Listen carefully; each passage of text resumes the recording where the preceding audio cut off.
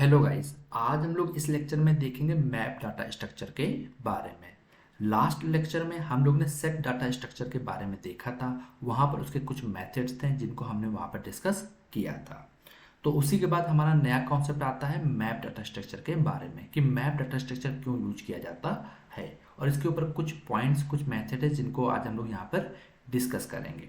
तो चलिए फिर जल्दी से शुरू करते हैं और यहाँ पर देखते हैं कि मैप डाटा स्ट्रक्चर कैसे यूज होता है। तो मैंने यहाँ पर सबसे पहले इसकी डिफिनेशन लिखी है, या फिर आप कह सकते हैं कुछ इंपॉर्टेंट पॉइंट लिखा है। जब आपसे कोई इंटरव्यूअर पूछेगा तो आप इसी पॉइंट को एक्सप्लेन कर सकते हैं और मैप डाटा स्ट्रक्चर के बारे में कंप्लीट इन्फॉर्मेशन दे सकते हैं। तो मैंने यहाँ पर लिखा है the map object is a built in data structure that allow you to store key value pair and provides a way to iterate over the keys in the order of their insertion. You can create a new map object using the map constructor.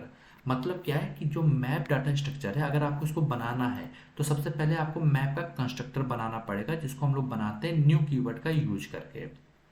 दूसरी चीज, map data structure जो है उसमें हम लोग keys और values में हम लोग डाटा को स्टोर करते हैं। जबकि आपको याद हो तो हम लोग ऑब्जेक्ट में भी यही सेम प्रोसेस करते हैं, बट ये दोनों चीज़ें डिफरेंट है। क्यों? क्योंकि मैंने यहाँ पे एक पॉइंट लिखा है keys in the order of the insertion. मतलब कीज जैसे आप स्टोर करेंगे, जिस ऑर्डर में स्टोर करेंगे आप डाटा भी उसी ऑर्डर में गेट करेंगे। ऐसा नहीं है कि सीक्वेंस बदल जाएगा, जबकि ऑब्जेक्ट में सीक्वेंस बदल सकता है। ऑब्जेक्ट में सीक्वेंस कब बदलेगा? अगर आप कुछ छोटे मोटे ऑब्जेक्ट बनाते हैं तो वहाँ पर सीक्वेंस आपको नहीं बदला दिखेगा, लेकिन जब आपके पास कोई बहुत बड़ा ऑब्जेक्ट आता है या फिर जिसमें बहुत हैवी कैलकुलेशन यूज हो रही होगी, तो वहाँ पर आपका जो सीक्वेंस है ऑब्जेक्ट का वो बदल जाएगा। हो सकता है कि आपने वैल्यू जो पहले लिखी हो वो बाद में प्रिंट हो रही हो, बाद वाली वैल्यू जो है वो पहले प्रिंट हो रही हो, तो वहाँ पर आपका ये चेंजमेंट दिखेगा। बट अभी छोटे ऑब्जेक्ट के लिए आपको नहीं दिखेगा। दूसरी चीज़ क्या होती है, अगर आपको बताऊं तो ऑब्जेक्ट में मोस्टली हम लोग जो कीज स्टोर करते हैं वो स्ट्रिंग फॉर्मेट में स्टोर करते हैं, जबकि मैप में हम लोग किसी भी प्रकार की स्ट्रिंग को स्टोर कर सकते हैं। लेकिन आप कहेंगे कि हम तो भैया स्ट्रिंग भी स्टोर कर देते हैं ऑब्जेक्ट में और नंबर भी स्टोर कर देते हैं। बट ये अगर जावा स्क्रिप्ट का जो कॉन्सेप्ट देखा जाए तो जावा स्क्रिप्ट कभी भी इसको अलाउ नहीं करता। जावा स्क्रिप्ट हमेशा कहता है कि अगर आप प्योर ऑब्जेक्ट यूज कर रहे हैं तो आपको स्ट्रिंग में ही यूज करना चाहिए, उसकी जो कीज होंगी। और अगर आपको अलग अलग कीज स्टोर करनी है तो आप मैप डाटा स्ट्रक्चर का यूज करिए। इसके आगे के कुछ पॉइंट्स मैंने दिए हैं जिसमें मैंने बताया है कि मैप डाटा स्ट्रक्चर अगर आप यूज कर रहे हैं तो उसके अंदर की वैल्यूज को कैसे डालेंगे, उसको डिलीट कैसे करेंगे, उसको एक्सेस कैसे करेंगे, तो उनके मेथड्स भी मैंने यहाँ पर दिए हुए हैं। तो यहाँ पर पहला मेथड मैंने लिखा है सेट मेथड, जिसका आप यूज करते हैं वैल्यू को इंसर्ट करने के लिए, ऐड करने के लिए। गेट मेथड आप यूज करते हैं वैल्यू को रिट्रीव करने के लिए। हैश मेथड का आप यूज करते हैं वैल्यू को चेक करने के लिए कि वो की और वैल्यू अवेलेबल है कि नहीं है। और डिलीट मेथड का यूज करते हैं हम लोग उसकी की को डिलीट करने के लिए, क्योंकि यहाँ पर जो सारा डाटा वो कीज में स्टोर हो रहा है, तो कीज से ही हम लोग एक्सेस भी करेंगे, कीज से हम लोग डिलीट भी करेंगे और कीज से ही हम लोग डाटा को चेक करेंगे।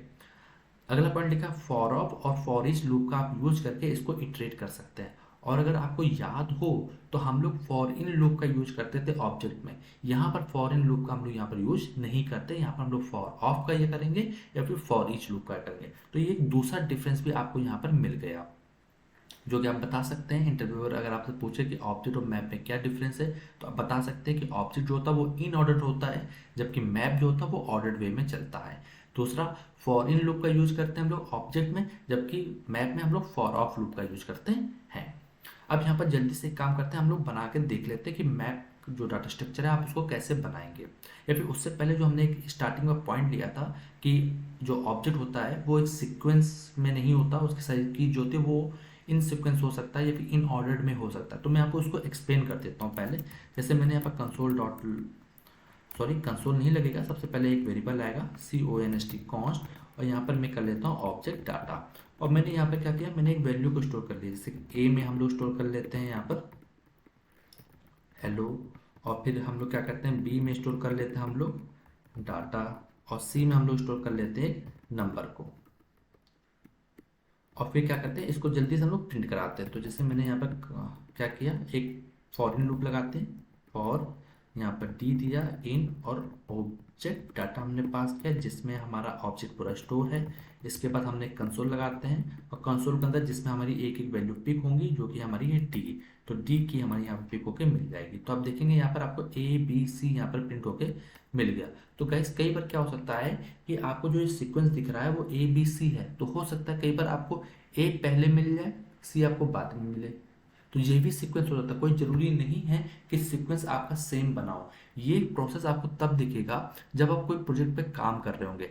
एपीआई से जिस रिक्वेस्ट में डाटा आ रहा होगा कोई जरूरी नहीं है कि उसी वे में डाटा प्रिंट भी हो रहा हो। ऑब्जेक्ट आ रहा होगा किसी ऑर्डर्ड वे में, ऑब्जेक्ट पहले आगे लिखे होंगे लेकिन आपको हो सकता है ऑर्डर्ड वे में ना प्रिंट हो रहा हो, तब जाके आपको वहां पर डिफरेंस दिखेगा। ऐसे छोटे केस में आपको यहाँ पर नहीं दिख पाएगा। तो आई थिंक जब आप काम करना स्टार्ट करेंगे तो आपको इसका डिफरेंस दिखने लगेगा। तो मैं अभी इस कोड को कमेंट कर दे रहा हूँ जल्दी से, और यहाँ पर मैप को हम लोग इनिशियलाइज करते हैं जो कि हमारा टॉपिक है। तो सबसे पहले हम लोग क्या करते हैं, एक वेरिएबल बनाते हैं और वेरिएबल का नाम देते हैं मैप डाटा, और एक कंस्ट्रक्टर बनाने के लिए न्यू कीवर्ड का यूज करते हैं, फिर मैप कीवर्ड आएगा और फिर पैरेंथेसिस लगा देंगे। इतना लगाने से हमारा क्या होगा, मैप डाटा स्ट्रक्चर तैयार हो जाएगा। अगर अभी से इसको प्रिंट करूंगा तो आप देखेंगे कि मैप डाटा जो भी है वो प्रिंट होकर कंसोल में आपको दिखेगा।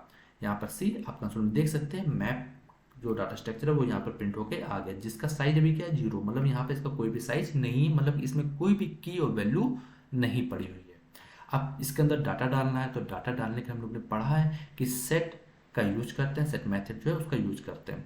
उससे पहले मैं अगर आपको बताऊं तो अगर आपको ये पता करना है कि मैप में हमारे कौन कौन से मेथड्स अवेलेबल हैं तो वो भी आप चेक कर सकते हैं। जैसे मैंने यहाँ पर इस वेरिएबल का नाम लिखा है जिसमें मैप डाटा स्ट्रक्चर पूरा स्टोर है, उस वेरिएबल के आगे आप डॉट लगाएंगे तो आपको सारे के सारे मेथड्स दिख जाएंगे कि मैप में कौन कौन से मेथड अवेलेबल है। जैसे यहाँ पर हम लोगों ने बात करी, अभी हम लोग देखेंगे सेट मेथड के बारे में, हम लोग देखेंगे हैश के बारे में देखेंगे, गेट के बारे में देखेंगे, डिलीट के बारे में देखेंगे। क्लियर में क्या होता है, सारा डाटा क्लियर हो जाता है। इसे आप खुद यूज करके देखें, मैं 3-4 को मैं यहाँ यूज करूँगा जो पॉपुलर है, बाकी आप खुद जब प्रैक्टिस करेंगे तो आपको उसकी जानकारी मिल जाएगी।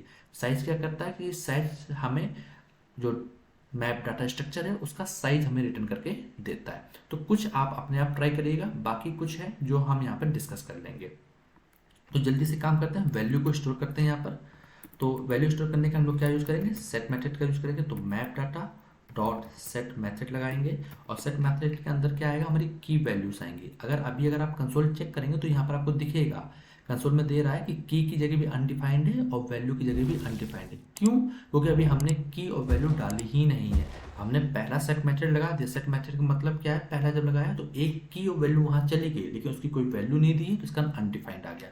तो यहाँ पर हम लोग क्या करते हैं, 10 की दे देते हैं और इसकी वैल्यू हम लोग स्टोर कर देते हैं कोड। तो यहाँ पर हमारा एग्जिट पॉइंट हो गया, एक वैल्यू को मैंने यहाँ स्टोर कर दिया। इसी प्रकार और भी अगली वैल्यू जो है उनको भी हम यहाँ पर जल्दी से स्टोर कर देते हैं। तो मैं पुराना कोड कॉपी किया और जल्दी से मैंने यहाँ पे इसको पेस्ट कर दिया। अब एक मैंने की को स्टोर किया है, दूसरा मैं यहाँ पर वैल्यू स्टोर कर देता हूँ स्ट्रिंग फॉर्मेट में, कोड यहाँ पर स्टोर कर देते हैं एंड, इसको फिर यहाँ पर दे देते हैं ट्रू, बुलियन मैंने यूज कर लिया और यहाँ पर इसके दे देते हैं वैल्यू ट्रू, और फिर यहाँ पर मैंने इसको लिख दिया कुछ और डाटा टाइप यूज कर लेते हैं। जैसे मैंने यहाँ पर लिख दिया, मैं अगेन बुलियन ले रहा हूँ फॉल्स, और यहाँ पर इसकी वैल्यू को मैं स्टोर कर दे रहा हूँ अगेन यहाँ पर फॉल्स। तो ये हमने डाटा जो मैप डाटा है स्ट्रक्चर है उसको मैंने बना लिया और कंसोल में भी आपको प्रिंट होकर यहाँ पर दिख रहा होगा। यहाँ पर 4 हमारी वैल्यूज आ गई हैं। की वैल्यू पेयर में 10 की है जिसकी वैल्यू कोड है, इसी प्रकार ए की है उसकी वैल्यू एंड है। तो ये सारी की सारी हमारे यहाँ पर प्रिंट हो गई है। तो हम लोग ने इंसर्शन देख लिया कि मैप में डाटा स्ट्रक्चर में आप कैसे वैल्यू इंसर्ट करेंगे। अब बात आती है जो दूसरा मेथड है उसके बारे में, गेट मेथड। गेट मेथड का यूज करके आप किसी पर्टिकुलर वैल्यू को पिक कर सकते हैं अगर आपको उसको की पता है तो बहुत आसान है इसको। जैसे कि हमने यहाँ पर कंसोल लगाया हुआ है, उसी कंसोल में हम लोग क्या करते हैं, हम लोग प्रिंट कराते हैं ट्रू वाले की वैल्यू को। तो प्रिंट कैसे कराएंगे, डॉट और यहाँ पर लिखेंगे गेट और यहाँ पर लिख देंगे ट्रू।